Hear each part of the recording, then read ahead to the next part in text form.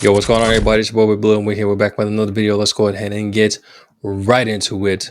So this is once again going to be from Meet the Press. We're getting more information on exactly what Trump plans on doing day one. And this topic, another hefty one, is going to be in regards to IVF, planned parenting.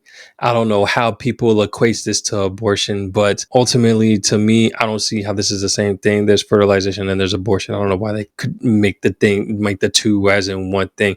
Still doesn't make sense to me, but that's the conversation that's at hand right now. Let's go ahead and get right into it. And y'all, to support this channel, go ahead and like, subscribe, and hit that bell. And just know that if you don't hit that bell, then the algorithm is going to keep me in the back of your freezer, just like that bag of peas.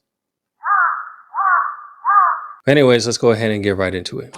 Let me ask you about another aspect of healthcare. You talked about this on the campaign trail, right. IVF.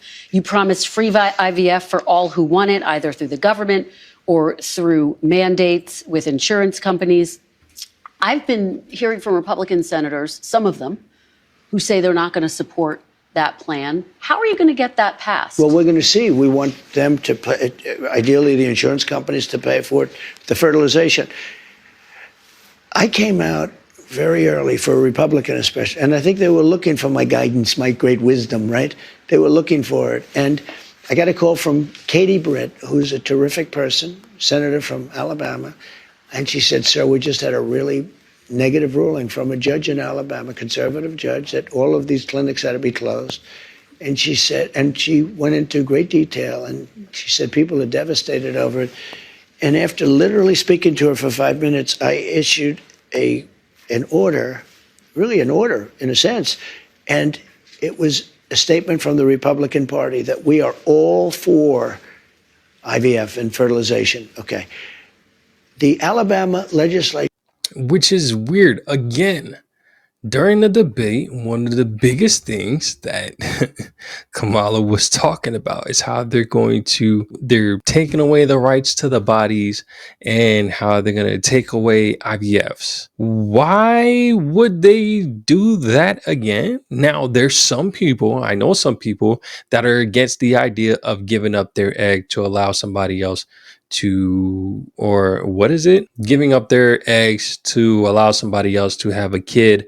This is so that those that can't have children can have a child. If it's not biologically both parents, it's at least biologically one parent. I'm not understanding why would they say that why would the Republicans not want IVFs? It never made sense to me when I kept hearing the Democrats say that. And here you go. You say it right now. He even said this during the debate.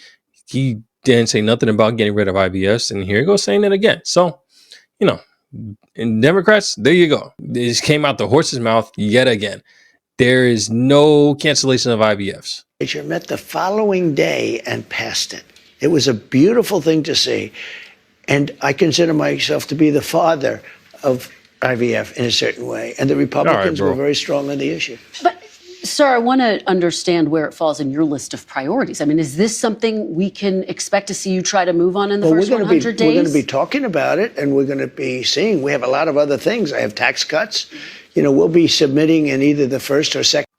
So I'm not sure if IVFs were free, but essentially what I just heard right here is that IVFs are going to be free.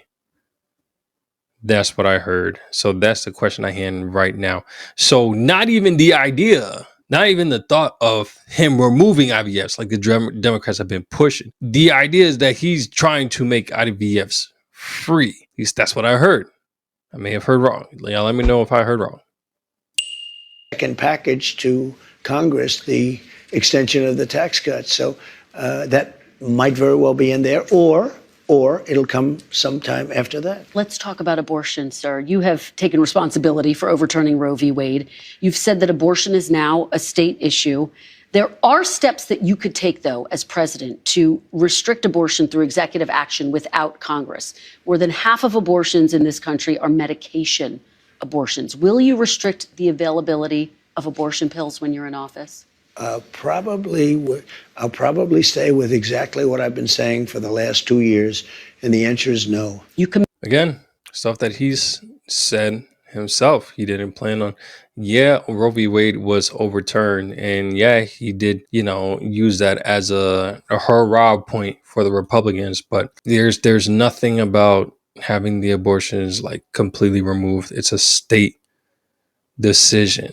Does it become unfortunate when somebody does something and ends up with a consequence and wants to get an abortion, and they probably have to jump a couple of states because their state, the next state, and the next state happens to be a Republican state, and they gotta find a Democratic state? I mean, yes, that's the unfortunate event, but then it's like you made the decision to do. So do you have to jump through hoops in order to get that? Yes, let's be more mindful and have more self-control over ourselves and be more thoughtful in our decisions. When we partake in these activities that's supposed to be with the man and wife who plans to be on together.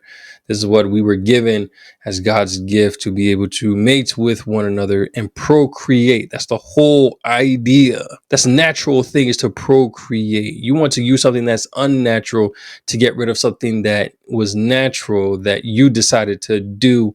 Doesn't make sense to me why people are being so heavily upset about it. But that's a different topic, because there are some nuances that come in with that could be brought up, but I have another video in regards to that. So you would talk about that there. I'll probably keep a card tag somewhere around with the other video. Let's keep going. Commit to that. Well, I commit. I mean, do things change? I think they change. I hate to go on shows like Joe Biden. I'm not going to give my son a pardon. I will not, under any circumstances, give him a pardon. I watched this, and I always knew he was going to give him a pardon. And I don't like putting myself in a position like that. So things do change, but I don't think it's going to change at all.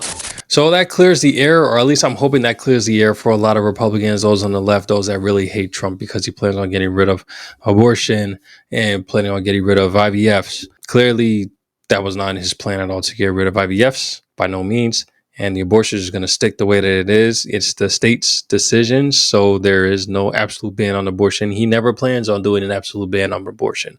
That answers that question. My thoughts on that, I mean, it seems pretty straightforward. I was just genuinely confused on what everybody kept saying in regards to the bans on the IVFs. It didn't make sense to me, unless I heard incorrectly. But once again, y'all comment and let me know what I misheard over the past couple of debates or whatever. But that's what I've been hearing from the left. He's going to ban abortion, that he's going to ban IVFs. Neither of them are true. And he said so out of his mouth, and he said so out of his mouth plenty of times. So y'all let me know what y'all think in the comment section. If you like the video, go ahead and like this video, hit that subscribe button, and hit that bell so you can see the next time the videos drop. I'm gonna catch you on the next one. Take it easy. Peace.